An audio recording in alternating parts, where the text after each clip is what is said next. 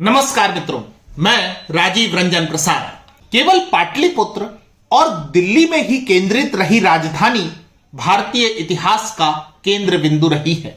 अन्यथा देश के पश्चिमी परिक्षेत्रों का इतिहास, दक्षिण पूर्व का इतिहास, मध्य भारत का इतिहास, दक्षिण भारत का इतिहास सहित वे भूभाग भी जो अब विदेश कहे जाते हैं, लेकिन कभी हमारी सभ्यता, संस्कृति, यहां तक कि राजनीति का भी अभिन्न हिस्सा रहे, उसे हम कितना जानते हैं?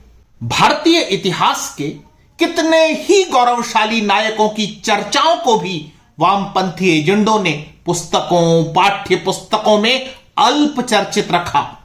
यही कारण है कि हमें कतिपय एजेंडे आसानी से अपने मकड़ जाल में कस लेते हैं। आज बात सातवाहनों की, जिनके विषय में बहुत सतही विवरण प्राप्त होते हैं, जैसे बेमन से उन्हें तारीखों के बीच स्थान देने की कोई बाध्यता हो। मैं सातवाहन गौरव की बात अवश्य करूंगा, परंतु इस विमर्श के केंद्र में है महारानी नागनिका, सातवाहनों का युग और शासिका। हमें तो रजिया सुल्तान से पहले किसी स्त्री शासक के होने की जानकारी कब मिली है?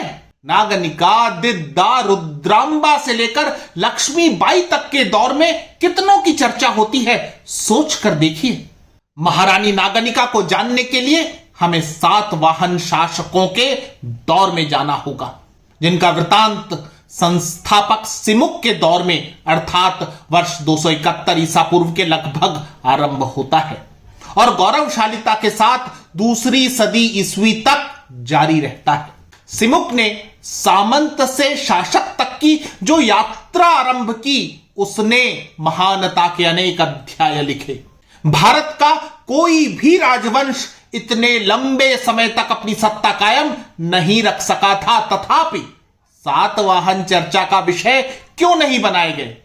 क्या इसलिए कि शुंग और कण्व राजवंश की तरह सातवाहन का संबंध भी ब्राह्मण वर्ण से था, वैष्णव मत मान्यताओं से था?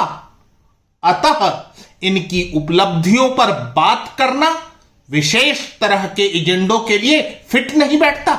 महारानी नागनिका सातवाहनों के शासन परिदृश्य में तब उभरती हैं जबकि सातकर्णी प्रथम सिंहासन पर आसीन हुए। सातकर्णी प्रथम की पत्नी नयनिका अथवा नागनिका अंगीय कुल के शक्तिशाली सामंत त्रणकयिरो की पुत्री थी। सातकर्णी के कतिपय सिक्कों पर उनके ससुर त्रणकयिरो का नाम भी अंकित है। इस विवाह ने सातकर्णी प्रथम को प्रशासनिक सुरक्षा प्रदान की, जिससे उत्साहित सातवाहन साम्राज्य का उनके समय में विस्तार हुआ, यश फैला। नाना घाट लेख तथा हाथी गुम्फा लेखों में प्रयुक्त लिपि की समानता के आधार पर कतिपय विद्वान यह मानते हैं कि सातकर्णी प्रथम के शासन समय में ही कलिंग के महामेघवाहन शासक से युद्ध में उनकी पराजय भी हुई थी। सातकर्णी प्रथम ने दक्षिण पथपति तथा अप्रतिहत चक्र जैसी उपाधियां धारण की। उन्होंने एक राजसूय, 2 अश्वमेध सहित अनेक यज्ञों को संपन्न कराया। यहां विद्वानों के मध्य मतभेद देखने को मिलता है। एक ओर दिनेश चंद्र सरकार, सुधाकर चट्टोपाध्याय जैसे विद्वान इस युग में संपन्न सभी यज्ञों के एकल आयोजक, प्रतिपादक सातकर्णी प्रथम को मानते हैं। इसके उलट डॉक्टर जॉर्ज बुलर के अनुसार इन यज्ञों को नागनिका ने आयोजित व परिपूर्णित करवाया। कतिपय वामपंथी इतिहासकारों ने जोर देकर रेखांकित किया है कि वैदिक साहित्य कहता है स्त्री यज्ञ नहीं कर सकती थी, अतः महारानी नागनिका ने न तो यज्ञ किया होगा, न ही यज्ञ सहयोगी रही होंगी। लेकिन क्या सचमुच यही सत्यता है? इस संबंध में वेद क्या कहते हैं? वेद तो यह बताते हैं कि स्त्रियों ने न केवल अनेक वैदिक ऋचाओं को ही सृजित किया, अपितु उन्हें एकल यज्ञ करने की स्वतंत्रता भी थी। आरोहंतु जनियो योनिमग्रे, अथर्ववेद स्पष्ट करता है कि यज्ञ में स्त्री का स्थान प्रथम माना गया है। इसी तरह अथर्ववेद की ही यह ऋचा देखें, उपयमेति युवतिः सुरक्षम दोषा सुदक्षम दोषा वस्तोरह विश्यमति घृताची उपस्वयनमर मतिर वसूयुः, अर्थात स्त्री को हव्य और घृत के साथ प्रातः और सायं यज्ञ करने का उपदेश दिया गया है। इस आलोक में अधिक स्पष्ट व्याख्या हो सकती है कि नागनिका सहधर्मिणी के रूप में सह आयोजक व सक्रिय सहभागी रही होंगी।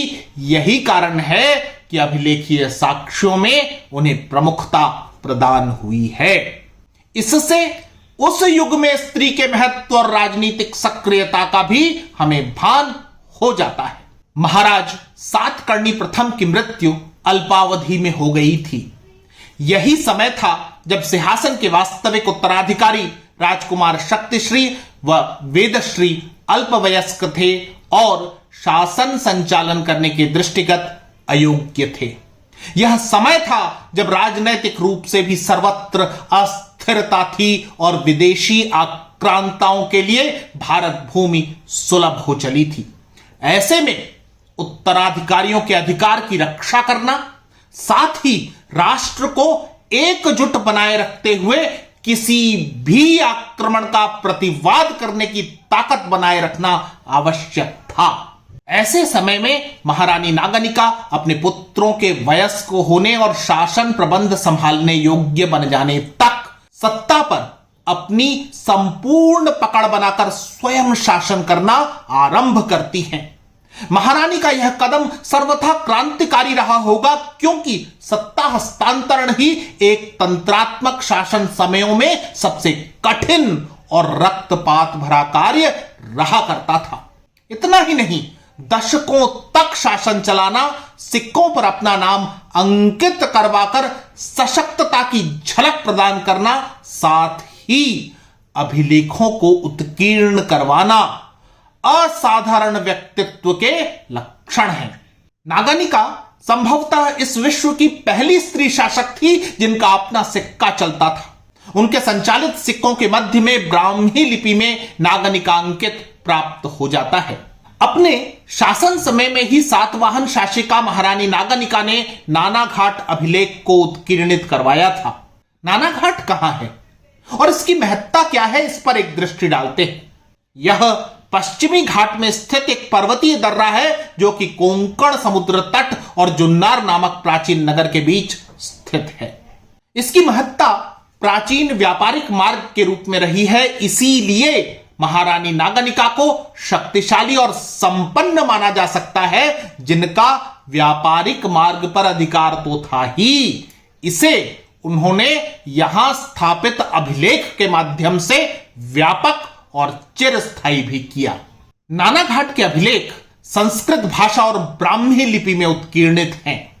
एक महत्वपूर्ण बात यह भी कि इस अभिलेख में 2, 4, 6, 7 और 9 के लिए विश्व के सबसे अधिक प्राचीन अंक संकेत उत्कीर्णित हैं, जो आधुनिक नागरी अंकों से मिलते जुलते हैं।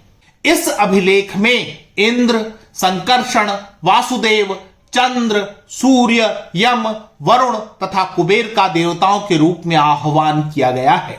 अभिलेख में राजा सातकर्णी की सफलताओं और विजयों का वर्णन किया गया है, उसे सिमुक वंश का धन कहा गया है।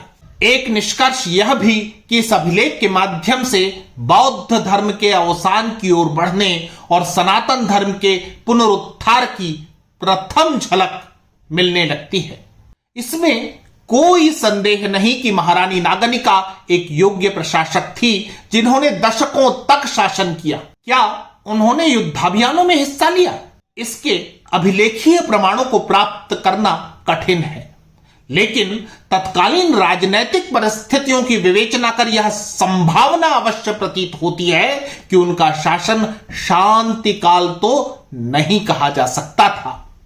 कुछ संदर्भ जैसे रॉबर्ट वालमन की पुस्तक वर्ल्ड फर्स्ट वॉरियर तथा लेखिका शुभांगी भड़बड़े की पुस्तक नागनिका में उनके द्वारा किए गए कुछ युद्धों की जानकारी मिलती है, तथापि अभिलेखीय साक्ष्यों के अभाव में इन्हें पारिस्थितिजन्य संभावना कहा जा सकता है। साक्ष्यों के इस अभाव के बाद भी न तो इस तथ्य से इनकार किया जा सकता है कि नागनिका एक जागरूक स्त्री थी, वे कुशल रणनीतिकार और वीरांगना थी, साथ ही उन्होंने कठिन समय में एक विशाल साम्राज्य को संभाले रखा, जिसकी बुनियाद पर सातवाहनों ने अगले कई 100 वर्षों तक अबाध शासन किया। वैसे भी स्त्रियों की महत्ता को कालांतर में भी सातवाहनों ने समझा। यही कारण है कि शासकों ने अपनी माता के नाम को सादर तथा सहर्ष धारण किया, जैसे कोच पुत्र सातकर्णी, गौतमी पुत्र सातकर्णी, वशिष्ठ पुत्र सातकर्णी आदि। महारानी नागनिका के निजी जीवन में दुखों का अंत नहीं हुआ था। उनके 2 पुत्रों में से एक वेदश्री की अल्पायु में ही मृत्यु हो गई थी। दूसरे पुत्र शक्तिश्री को भी शासन करने के लिए लंबा समय प्राप्त नहीं हुआ, परंतु अब तक सातवाहन साम्राज्य को आवश्यक स्थायित्व प्राप्त हो गया था, जिसका श्रेय महारानी नागनिका को जाता है। इस वृतांत के पश्चात क्या आपको ऐसा नहीं लगता कि हमें भारतीय इतिहास के ऐसे अनकहे पन्नों को पुनर्जीवित करने की आवश्यकता है? मित्रों, आज इतना ही। फिर मिलता हूं ऐसे ही किसी ऐतिहासिक संदर्भ के साथ। अगर आपको मेरा यह चैनल पसंद आ रहा है तो कृपया इसे सब्सक्राइब करें। आप इस प्रस्तुति को लाइक या शेयर भी कर सकते हैं। नमस्कार।